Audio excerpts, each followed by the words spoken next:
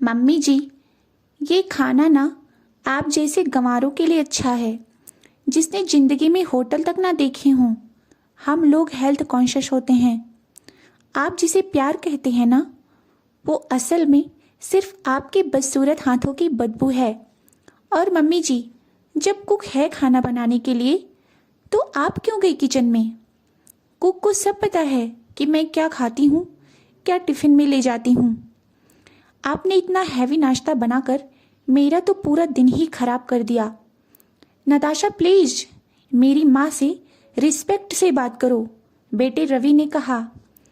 नताशा मुंह बनाती हुई बैग लेकर ऑफिस निकल गई। सॉरी माँ, प्लीज बुरा मत मानना। नताशा अपने डाइट को लेकर बहुत सख्त है। वो हैवी नाश्ता नहीं कर सकती। माँ ने कहा, बेटा मैंने तो बस प्यार से। रवि ने कहा, कोई बात नहीं माँ, मैं समझता हूँ। सीता देवी ने आज बड़े प्यार से खीर और पराठा अपने बेटे बहू के लिए बनाया था। वैसे तो घर में खाना बनाने के लिए खाना बनाने वाली थी, पर सीता देवी घर में बैठे बैठे ऊब जाती थी। सीता देवी की उम्र 60 के पार थी। बेटे रवि की पढ़ाई पूरी होने के बाद से वे गांव में रहने लगी थी। बेटे रवि ने शहर में पढ़ाई की, नौकरी की और वहीं की रहने वाली एक मॉडर्न लड़की नताशा से शादी कर ली। नताशा एक मल्टीनेशनल कंपनी में सीनियर मैनेजर थी। चाल ढाल, पहनावा, भाषा सब कुछ शहरी और बहुत ही स्टाइलिश। एक दिन रवि ने फ़ोन करके माँ से कहा, माँ कुछ दिनों के लिए आप हमारे पास शहर आ जाओ। बार बार जिद करने पर सीता देवी मान गई। गांव के छोटे से घर से निकलकर वे दिल्ली शहर में सालों बाद आई थी। जब से सीता देवी बहू बेटा के साथ रहने आई थी, तब से उनकी बहू नताशा उन्हें बात बात पर ताना मारा करती थी। सीता देवी अपने बेटे रवि की वजह से चुप थी। बहू नताशा की हर बदतमीजी को बर्दाश्त कर रही थी, क्योंकि वह अपने बेटे रवि से बहुत प्यार करती थी। नताशा बेहद घमंडी किस्म की लड़की थी। उसे अपनी पढ़ाई लिखाई और नौकरी का बहुत ही घमंड था। अपनी सास को गांव की गंवार समझती थी। जब से सीता देवी आई थी, बहू नताशा ने उनसे ठीक से बात भी नहीं की थी। यह सब सीता देवी को बहुत असहज लग रहा था, पर वे कुछ ही दिनों के लिए आई थी बेटे बहू से मिलने, इसलिए चुप थी। शाम को जब बहू नताशा ऑफिस से घर आई तो चुपचाप जाकर अपने कमरे में लेट गई। घंटों फोन पर अपने दोस्त से इंग्लिश में बातें करती रही। सीता देवी को शहर में अकेलापन खाए जा रहा था। बहू भी उनसे बात नहीं करती थी। सीता देवी उठकर बहू के कमरे में गई। बहू, नताशा आओ ना मेरे पास, चलो बैठकर बातें करते हैं, तुझे बहुत सारी बातें बतानी है। तभी बहू नताशा चिढ़कर बोली, ओहो मम्मी जी, मैं आपसे क्या बात करूंगी? इतने भी बुरे दिन नहीं है मेरे कि आप जैसे लोग से बात करके मूड खराब कर लूं अपना। बहू, ये तुम कैसी बातें कर रही हो? माँ जी, वो क्या है ना, मेरी आदत है इंग्लिश में बात करने की अपने दोस्तों से, तो आपसे टूटी फूटी हिंदी में बात करने में मजा नहीं आएगा। सीता देवी बहू की बात सुनकर वहां से चुपचाप चली गई। नताशा ने घर के काम के लिए नौकर रखे थे। वह घर की कोई जिम्मेदारी खुद नहीं लेती थी, सब कुछ नौकरों पर छोड़ रखा था। सीता देवी एक दिन नताशा से बोली, बहू, जब से आई हूँ देख रही हूँ तुमने सब कुछ नौकरों पर छोड़ रखा है। नौकर सारा काम करे ठीक है, पर बहू, नौकरों की बागडोर तो तुम अपने हाथों में ले लो। घर में क्या हो रहा है क्या नहीं, इसकी जानकारी तो रखा करो। इतना सुनते ही बहू नताशा भड़क उठी। मम्मी जी, आप अपनी सलाह अपने पास ही रखें। मैं आपकी तरह अनपढ़ गंवार नहीं हूँ कि सारी जिंदगी घर के कामों में गुजार दूं। बाहर जाती हूँ, कमाती हूँ, आपकी तरह नहीं बस रसोई में पूरी जिंदगी निकाल दी। मेरे पास घर के फालतू काम के लिए टाइम नहीं होता। आप अपनी सलाह मशवरे अपने गांव के लोगों के लिए रखो, उनके बड़े काम आएंगे। सीता देवी बहू की बात सुनकर बोली, ठीक है बहू, मैं तो बस तुम्हारे भले के लिए कह रही थी, जैसी तुम्हारी मर्जी। वैसे बहू, तुमने ये कैसे अंदाजा लगा लिया कि मैं अनपढ़ हूँ? वो क्या है मम्मी जी, लोगों को देखकर ही उनके स्टेटस का पता चलता है। आपको तो देखकर कोई भी कह सकता है कि आप अनपढ़ गंवार हो। ठीक है बहू, जब तुमने अंदाजा लगा ही लिया है तो आगे क्या कहना। अब तो सीता देवी कुछ भी नहीं कहती थी नताशा से। 1 महीना हो गए थे उन्हें यहाँ आए। अगले महीने उनकी टिकट थी गांव के लिए। कुछ दिन और निकालने थे उन्हें। फिर बहू से क्यों लजना, यही सोचकर सीता देवी चुप रहती थी। वे तो सोचकर आई थी बहू के साथ खूब बातें करूंगी, अच्छे से टाइम निकल जाएगा। पर बहू तो उन्हें कुछ समझ नहीं आई थी कि वह किस सोच की है।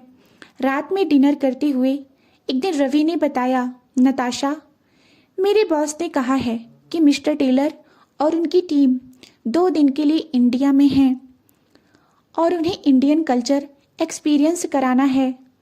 तो उन्होंने मुझसे कहा है कि मैं अपने घर पर एक छोटा सा वेलकम पार्टी रखूं। नताशा, व्हाट, घर पर, और वो भी विदेशी लोग। प्लीज रवि, मुझे शर्मिंदगी नहीं चाहिए। हमारे घर में कौन सा मॉडर्न माहौल है। रवि, नताशा तुम स्मार्ट हो, सब संभाल लोगी और मम्मी भी थोड़ा हेल्प कर देंगी।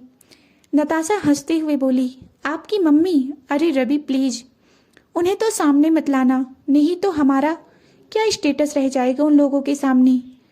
रवि बोला, नताशा, वो हमारे फैमिली वाले से मिलेंगे, यहाँ के कल्चर, यहाँ के रहन सहन देखने के लिए। वैसे भी मम्मी जी बुजुर्ग हैं, हमारी संस्कृति सभ्यता की जीती जागती मूर्ति हैं। हो सकता है उनसे वो इम्प्रेसिव हो जाएं। नताशा मुंह बनाते हुए बोली। रवि के चले जाने के बाद नताशा ने सीता देवी से कहा, मम्मी जी, रवि ने जो कहा है आप ज़्यादा खुश मत होना। मैं जानती हूँ अगर आप पार्टी में आ गई तो हमारी कितनी बेइज्जती हो सकती है। आपको देखकर ही सब लोग अंदाजा लगा लेंगे कि आप किस सोसाइटी से हैं, कितनी पिछड़े हुए हैं आप। मम्मी जी, अगर आप अपने बेटे की तरक्की चाहती हैं तो प्लीज़ आप पार्टी में मत आइएगा, अपने रूम में ही रहिएगा। सीता देवी बोली, ठीक है, अगर तुम्हें ऐसा लगता है कि मेरी वजह से तुम लोगों को परेशानी होगी तो मैं अपने रूम में ही रहूंगी। अगले दिन मिस्टर टेलर अपनी टीम के साथ उनके घर आए। नताशा ने पूरे घर को अच्छे से डेकोरेट करवाया था। सारी व्यवस्था खूब अच्छे से की गई थी। आज पार्टी में नताशा ने खुद को और घर को बिल्कुल मॉडर्न तरीके से डेकोरेट किया था। रवि भी स्मार्ट ब्लेजर में मुस्कुरा कर आया और बोला, welcome Mister Taylor, such a pleasure to have you at our home. Mister Taylor हाथ मिलाते हुए बोले, thank you Ravi, I must say your home is beautiful, very warm vibes.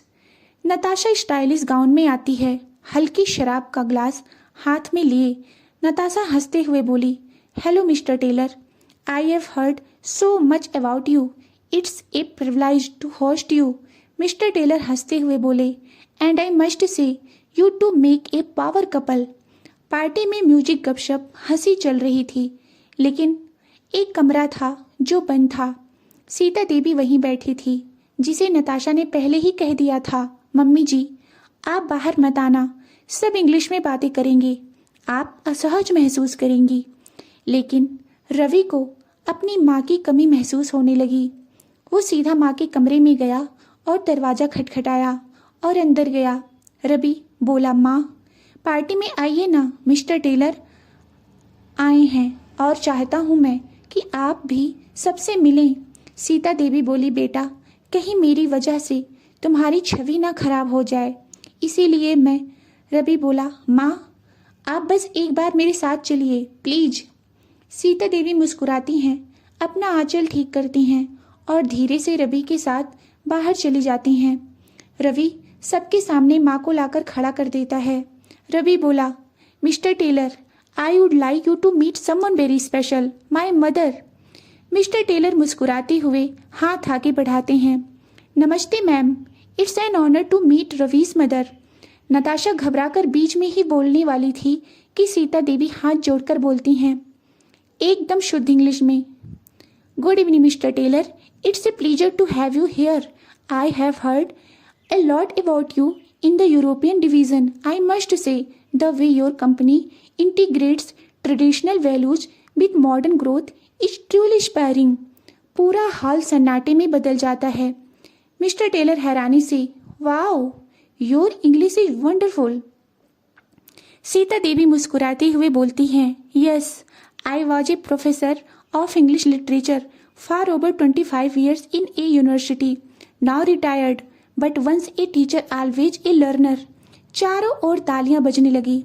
Natasha की आंखें फटी की फटी रह जाती हैं। सिमरन, जो नताशा की सबसे करीबी दोस्त थी, धीरे से उसके कान में फुसफुसाती है, यही है तेरी सास?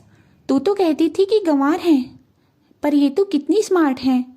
नताशा का सर में से सिर झुक जाता है। आज उसे एहसास हो रहा था कि सच्चा स्टेटस इंसान के संस्कार और शिक्षा में होता है। कई घंटों तक पार्टी चलती रही। सीता देवी भी बिल्कुल स्मार्ट तरीके से सबसे अच्छा बिहेव कर रही थी और नताशा यह सब देखकर बिल्कुल सरप्राइज्ड थी। पार्टी खत्म हो रही थी। मिस्टर टेलर और उनकी पत्नी मिसेस टेलर रवि और नताशा के पास आए और मिस्टर टेलर मुस्कुराते हुए बोले, Ravi, your mother is incredible. That was the most delightful conversation I had this evening. Mister Taylor हैरानी से बोले, she spoke such polished English and her knowledge about international literature, I am genuinely impressed. इन्होंने कितनी साफ सुथरी और प्रभावशाली अंग्रेजी बोली और अंतर्राष्ट्रीय साहित्य को लेकर इनका ज्ञान, मैं सच में बहुत प्रभावित हुआ हूँ इनसे। रवि सिर झुकाकर गर्व से मुस्कुराता है। मिस्टर टेलर सीता देवी की तरफ देखकर बोले, Mrs Sita, you are truly a graceful women. The way you carry your values along with your intellect is admirable. I wish I could talk to you more। Mrs Sita, आप वाकई एक गरिमामयी और प्रभावशाली महिला हैं। जिस तरह आप अपने ज्ञान के साथ अपने संस्कारों को भी संजो कर रखती हैं, वह सचमुच सराहनीय है। काश मैं आपसे और बातें कर पाता। सीता देवी मुस्कुराते हुए हाथ जोड़ती हैं। Thank you Mister Taylor, it was an honour meeting you too. Mister Taylor Ravi की तरफ देखते हुए बोले, by the way Ravi, based on your dedication and your balanced upbringing, I am considering you for the regional head promotion। We need more like you। वैसे रवि, तुम्हारी मेहनत और संतुलित परवरिश को देखते हुए मैं तुम्हें क्षेत्रीय प्रमुख के पद के लिए सोच रहा हूँ। हमें तुम्हारे जैसे की ज़रूरत है। रवि की आंखों में खुशी और भावुकता चमक उठती है। नताशा यह सब देखकर स्तब्ध रह जाती है। धीरे धीरे पार्टी खत्म हुई और सभी मेहमान चले गए। रवि, नताशा और सीता देवी ड्राइंग रूम में बैठे थे। नताशा धीरे से बोली, मम्मी जी, आप प्रोफेसर थी? सीता देवी शांत स्वर में बोली, हाँ नताशा, 25 साल तक यूनिवर्सिटी में अंग्रेजी साहित्य पढ़ाया है, पर मैंने कभी अपनी पढ़ाई को घमंड का विषय नहीं बनाया। नताशा हैरानी से बोली, लेकिन आपने कभी बताया नहीं, मुझे तो कभी अंदाजा भी नहीं हुआ, ना आपके पहनावे से और ना बातों से। सीता देवी गंभीर स्वर में बोली, बेटा, किसी का पहनावा या रहन सहन उसके ज्ञान या संस्कार का पैमाना नहीं होता। और फिर बताने के लिए ऐसा भी तो कोई होना चाहिए जो जानना चाहे। तुमने कभी पूछा नहीं, जानने की कोशिश ही नहीं की, हमेशा सिर्फ मुझे गांव वाली, गंवार, अनपढ़ समझा। नताशा बोली, मैं माफ़ी चाहती हूँ मम्मी जी, मुझे लगता था पढ़ा लिखा होना मतलब स्मार्ट बनना, दूसरों से अलग दिखना, लेकिन आपने आज मुझे सिखा दिया कि असली पढ़ाई वो है जो इंसान को विनम्र बनाती है। सीता देवी धीरे से बोली, शिक्षित होना बुरा नहीं, लेकिन संस्कार खो देना सबसे बड़ी अज्ञानता है। मैंने अंग्रेजी सीखी, दुनिया देखी, पर कभी अपने संस्कार नहीं छोड़े। यही मेरी असली शिक्षा है। रवि शांत बैठा यह सब देख रहा था। धीरे से बोला, माँ, ये मेरी ही गलती थी, मुझे बताना चाहिए था नताशा को आपके बारे में, आपकी कद्र करानी चाहिए थी। नताशा को समझाना चाहिए था कि आप सिर्फ मेरी माँ नहीं, एक आदर्श महिला हैं, पर मुझे क्या पता था आपके प्रति नताशा इतनी गलत धारणा बना लेगी। सीता देवी मुस्कुराते हुए बोली, कोई बात नहीं बेटा, समय ही सबसे बड़ा शिक्षक होता है। आज जो सीखा है वही असली ज्ञान है। नताशा आगे बढ़कर सीता देवी के पैरों में गिरती है। नताशा, मुझे माफ़ कर दीजिए मम्मी जी, अब से मैं सिर्फ आपकी बहू नहीं, आपकी बेटी बनकर रहूंगी। सीता देवी उठाकर उसे गले से लगा लेती है। सीता देवी, बेटा, जब अपनापन जागता है तभी रिश्ता भी सच्चा बनता है। आज से हम सिर्फ सास बहू नहीं, माँ बेटी हैं। दोस्तों, आपको यह कहानी कैसी लगी कमेंट में ज़रूर बताएं। कहानी अच्छी लगी हो वीडियो को लाइक, चैनल को सब्सक्राइब अवश्य करें। वीडियो को पूरा देखने के लिए बहुत बहुत धन्यवाद।